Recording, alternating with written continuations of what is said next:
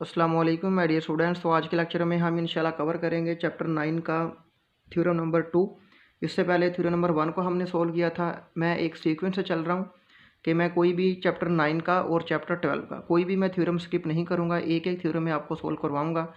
Theorem number 1 का link मैंने नीचे दिया हुआ है। सबसे पहले आप वो देखें कि आपका जो बेसिक कंसेप्ट है वो क्लियर हो जाए कि दायरा क्या होता है। उसमें मैंने दायरे की डेफिनेशन बताई है कि दायरा क्या होता है। ठीक है, तो हम एक ख़त की तसनीफ़ कैसे करते हैं वो भी मैंने बहुत डिटेल से आपको बताया था।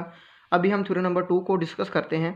वो हमें ये कह रहा है कि दायरे के मरकज़ से किसी वतर जो कुतर ना हो की तसनीफ़ करने वाला किता ख़त वतर पर आमूद होता है। हमें उन्होंने पेपर में सिर्फ़ और सिर्फ ये इबारत दी होगी, हमने इसको पढ़ के हमने क्या लिखना है, यानी कि मालूम भी लिखना है, मतलूब भी लिखना है, अमल भी लिखना है और शक्ल भी बनानी है। और ये हम बयानात और दलाइल भी इसी ही को समझ के हम बनाएंगे। ठीक है, तो मैं आपको इतनी डिटेल से ये चीज़ें समझा दूंगा, बता दूंगा कि आप ये मसला बुक वाला ना भी लिखें, ये चीज़ें आप ख़ुद भी लिख सकते हैं, इस काबिल आप हो जाएंगे। ठीक है, देखें वो हमें कह रहा है कि दायरे के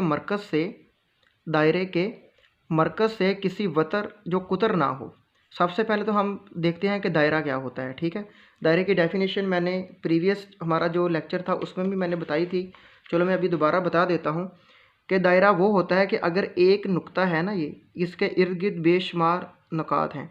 ये एक नुक्ता है, ये नुक्ता है, ये नुक्ता है। ये मैंने लाइनें इसलिए लगा दी हैं कि थोड़ा सा वाज़े हो जाए कि अगर एक नुक्ता के इर्द गिर्द बेशुमार ऐसे नुकात जो उस नुक्ता से हम फासला हों, अगर हम इनको मिला देंगे तो हमारे पास क्या बनेगा, एक दायरा बनेगा। ठीक है, दायरे की डेफिनेशन क्या है कि एक नुक्ता के इर्द गिर्द बेशुमार ऐसे नुकात जो उस नुक्ता से हम फासला हों, यानी इसका इसका इसका और इसका फासला क्या है, बराबर है इस पॉइंट से।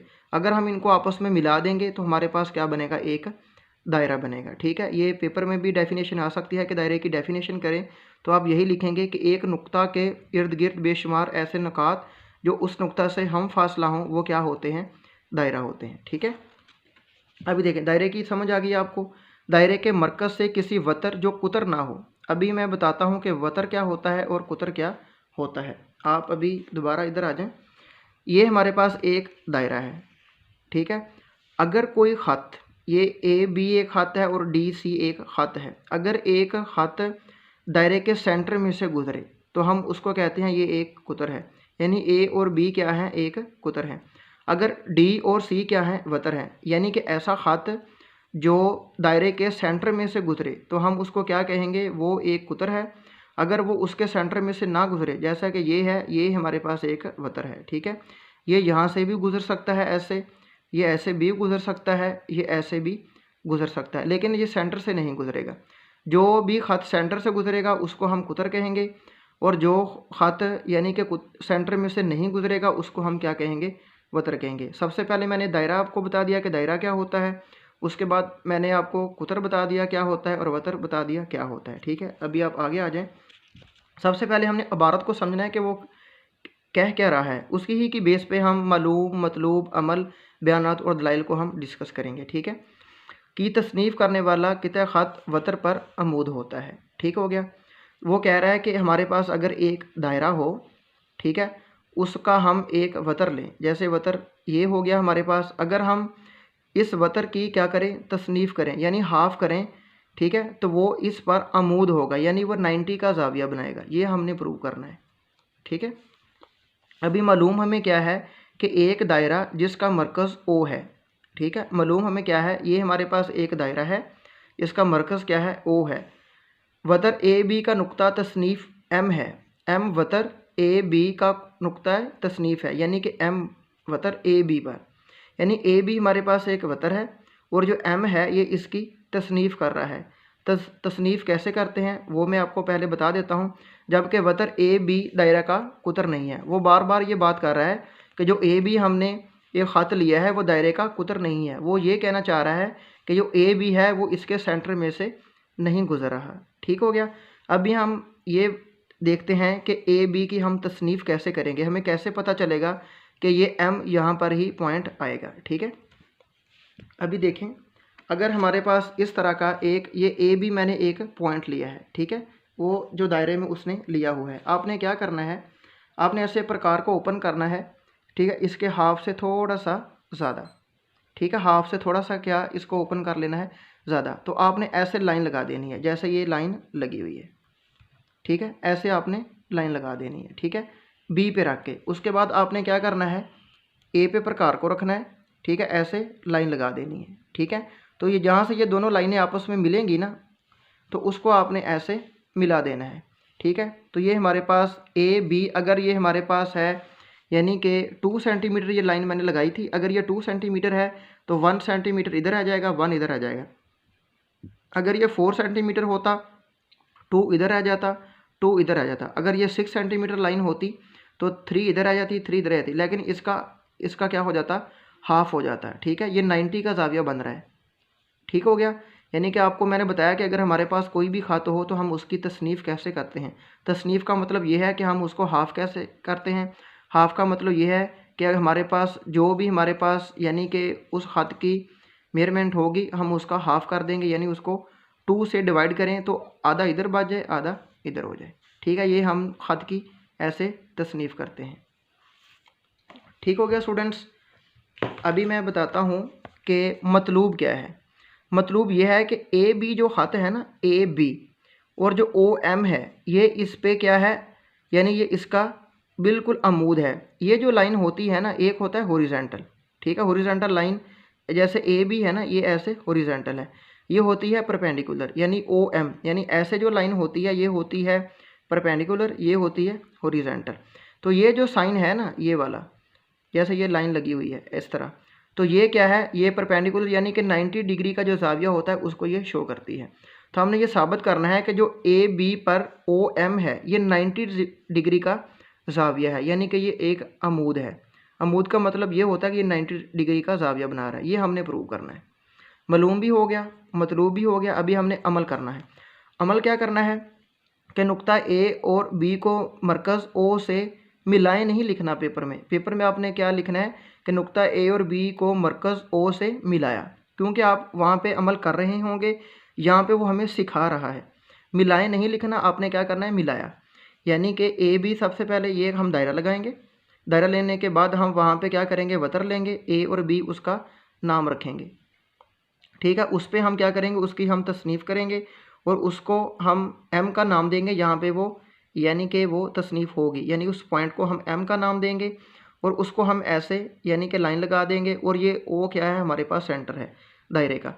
फिर हम क्या करेंगे, जो नुक्ता ए और बी को मरकज़ ओ से मिलाया, ठीक है, और ये आपने पेपर में नहीं लिखना, ठीक है, जैसा कि शक्ल में दिखाया गया ये आप नहीं लिखेंगे, ठीक है। और इसको हम 1 का नाम दे देंगे एंगल का, और इसको हम नाम दे देंगे 2 का, ठीक है। ये जो ऐसे ये होता है, ये साइन किसका होता है, एंगल का, यानी कि ज़ाविये का साइन होता है।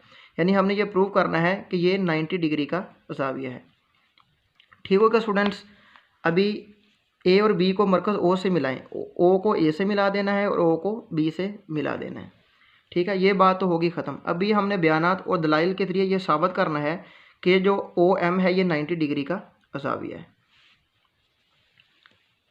अभी देखें स्टूडेंट्स, हमारे पास दो मुसल्लस बन गई हैं, ठीक है, ओ एम ए और ओ एम बी, ठीक है। आप इसको नाम चेंज भी कर सकते हैं, ठीक है। O A M, O B M, ये हमारे पास दो बन गई हैं मुसल्लसें, ठीक है। एक ही दायरे के रदास हैं, यानी ओ ए और ओ बी। ओ ए और ओ बी क्या हैं, एक ही दायरे के रदास हैं। स्टूडेंट्स, अगर ये दो हमारे पास मुसल्से हैं, ठीक है, अगर इनकी मैं जो 3 साइड हैं हमारे पास, ठीक है, 1 2 3, ये 3 साइड्स हैं, अगर इनको मैं साबित कर दूं कि ये तीनों बराबर हैं, तो हम कह सकते हैं कि इनके ज़ाविये भी क्या हैं, बराबर हैं। यानी ये ज़ाविया और ये ज़ाविया और ये ज़ाविया क्या है, बराबर है। तो देखें, ओ ए और ओ बी क्या है, ओ ए और ओ बी एक ही दायरे के रदास हैं। रदास का मतलब ये होता है कि सेंटर से किसी भी दायरे का नुक्ता ऐसे हम उसको मिला दें तो वो दायरे का क्या होता है, रदास होता है। तो मैंने बताया कि दायरे की डेफिनेशन में कि कोई भी नुक्ता हम ले लें दायरे का, वो सेंटर से क्या होगा, हम फासला होगा। तो एक हमारे पास ए नुक्ता है, एक बी है, तो ओ ए और ओ बी क्या होंगे, बराबर होंगे।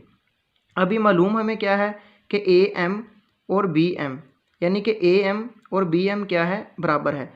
मालूम क्यों है, मैंने बताया है कि अगर हमारे पास AM एक हमारे पास कोई 2 सेंटीमीटर लाइन है, तो अगर हम उसकी तसनीफ़ करेंगे तो 1 सेंटीमीटर इधर आ जाएगा, एक इधर आ जाएगा। तो हम कह सकते हैं कि ये AM और MB क्या है, बराबर हैं। अगर ये 2 सेंटीमीटर है तो ये भी 2 होगी, अगर ये 1 है तो ये भी 1 होगी, अगर ये 3 है तो ये भी 3 होगी। ठीक है, तो ये हमें मालूम है। मुश्तरक क्या है कि OM बराबर है OM के, ये M का मतलब होता है मेजरमेंट। ठीक है, OM किसके इक्वल है, OM के, यानी कि मैंने बता दिया कि OAB बराबर है और OB बराबर है, यानी ये दोनों साइडें मुसल्लस क्या होंगी, बराबर होंगी। उसके बाद हमने बताया कि AM और MB भी बराबर है, यानी एक ये साइड बराबर होगी। अभी मैंने बताया कि ये साइड भी क्या होगी, बराबर होगी। अभी वो बात कर रहा है कि मुश्तरक OM इसकी भी एक साइड है, इसकी भी एक साइड है। इसका मतलब ये है कि OM क्या है, बराबर है इसमें भी और इसमें भी। 3 साइड्स बराबर नहीं होगी, ये भी और ये भी। अभी देखें एस का मतलब है साइड साइड साइड, यानी 3 साइड्स बराबर हैं इसकी 3 साइड से, यानी कि OAM की जो 3 साइड्स हैं वो OBM की 3 साइड के क्या हैं, बराबर हैं। एस का मतलब क्या है, साइड साइड साइड। ठीक हो गया स्टूडेंट्स। अभी देखें, ये हमारे पास जो एंगल 1 है ना, वो ये कह रहा है कि ये एंगल 2 के बराबर है। कैसे, अगर ये 2 मुसलसे हैं, ठीक है, अगर इनकी 3 साइड्स क्या होंगी, बराबर हो गई, तो हम ये कह सकते हैं कि ये जो एंगल है ये इस एंगल के बराबर है, ये एंगल इस एंगल के बराबर है, ये एंगल इस एंगल के बराबर है। तो हम कह सकते हैं कि ये 1 और 2 बराबर हैं, और A का एंगल B के एंगल के बराबर है, और ये O का और ये इधर के O का एंगल क्या है, बराबर है। ठीक है, तो हम कह सकते हैं कि 1 और 2 क्या हैं, बराबर हैं। तो ये 1 और 2 क्या हो गए भी, बराबर हो गए। अभी देखें मुतसला सैम्पलीमेंट्री ज़ाविये।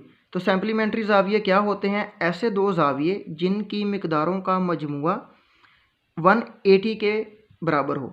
यानी कि अगर 2 ये ज़ाविये हैं, ठीक है, 1 और 2, अगर इन दोनों का मजमुआ हो 180, इन दोनों का मजमुआ क्या हो, 180 हो, तो हम कह सकते हैं कि ये सैम्पलीमेंट्री ज़ाविये होते हैं। ठीक है, अभी 180 ये कैसे होगा, ये मैं आपको बता देता हूँ। अभी देखें, हमारे पास ये एक लाइन है ना, ये लाइन है, इसका यहाँ से यहाँ तक जो फासला है ना, ये होता है 180। ठीक है, चलो मैं ये लाइन ले लेता हूँ, A और B ले लेता हूँ। ठीक है, A से लेकर B तक, A से लेकर B तक मेरे पास जो एंगल है ना, ये 180 का है, और जो कंप्लीट सर्कल होता है ना, ये 360 का होता है।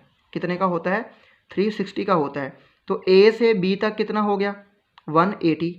ठीक है, यहाँ से यहाँ तक, यानी लाइन के ऊपर ऊपर क्या हो गया, 180 का मेरे पास ज़ाविया बनेगा। तो आप अभी इधर आ जाएं, ये देखें, ये हमारे पास A और B एक लाइन है, इससे ऊपर ऊपर अगर मैं ऐसे आऊँ तो ये मेरे पास कितना एंगल बनेगा, 180 का बनेगा। तो 180 की मैंने क्या की है, तसनीफ़ की है। तो 180 की जब मैं तसनीफ़ करूँगा, यानी कि 180 को मैं 2 से जब डिवाइड करूँगा तो 90 इधर बचेगा, 90 ही इधर बचेगा। ठीक है, ये जो बात हम प्रूव करना चाह रहे हैं। तो ये एंगल 1 और अगर एंगल 2 को मैं ऐड करूं तो मेरे पास 180 होता है। तो मैं ये कह सकता हूं जब 180 होता है, ये 1 और 2, जब मैं इसकी तसनीफ़ करूंगा तो 90 इधर आ जाएगा, 90 इधर आ जाएगा। तो इसका मतलब ये है कि एंगल 1 जो है ना, ये 90 डिग्री का है, और जो एंगल 2 है ये भी 90 डिग्री का है। जब ये भी 90 का है, ये भी 90 का है, तो ये जो लाइन होगी ये इस पर क्या होगी, अमूद होगी, यानी 90 डिग्री अमूद को हम कहते हैं। ठीक है, तो यानी 1 और 2 की रूह से, ठीक है, ये हमारे पास 1 हो गया, ये हमारे पास 2 हो गया, ये इक्वेशन 1, ये इक्वेशन 2, इन दोनों की अगर हम ये इक्वेशन 1 और इक्वेशन 2 को हम रेफरेंस के तौर पे लें तो हम कह सकते हैं कि जो AB पर हमारे पास AB एक वतर है, इसे जो OM है ये 90 डिग्री का ज़ाविया बना रहा है। ठीक है, यही हमने प्रूव करना था। ये एक अमूद है, अमूद का मतलब ये है कि ये 180 का टोटल ज़ाविया था और ये 90 डिग्री का ज़ाविया बना रहा है। ठीक है, यही बात हमने प्रूव करनी थी। उम्मीद है कि स्टूडेंट्स मैंने एक एक पॉइंट आपको समझाया है कि ये क्या बात कर रहा है, कैसे कर रहा है, क्यों कर रहा है। ठीक है, तो इंशाल्लाह नेक्स्ट लेक्चर में हम इसका जो थ्योरम नंबर 3 है उसको हम डिस्कस करेंगे कि वो क्या कह रहा है। आपने एक सीक्वेंस से चलना है, सबसे पहले आपने थ्योरम नंबर 1 को सोल्व करना है, फिर 2 को और फिर 3 को। और जो 1 थ्योरम है उसका लिंक मैं नीचे दे रहा हूँ, आप पहले वो देखें, उसके बाद आप ये 2 पे आएँ, उसके बाद आप 3 पे आएँ, तो आपको इंशाल्लाह कोई भी मसला पेश नहीं आएगा। तो स्टूडेंट्स जो मैंने अभी आपको बताया है इसमें कोई भी मसला या परेशानी आती है आप हमें ज़रूर कमेंट्स बॉक्स में बताएं। हम इंशाल्लाह मसले को सॉल्व करेंगे। तब तक अपना बहुत ख्याल रखिएगा। अल्लाह हाफिज़।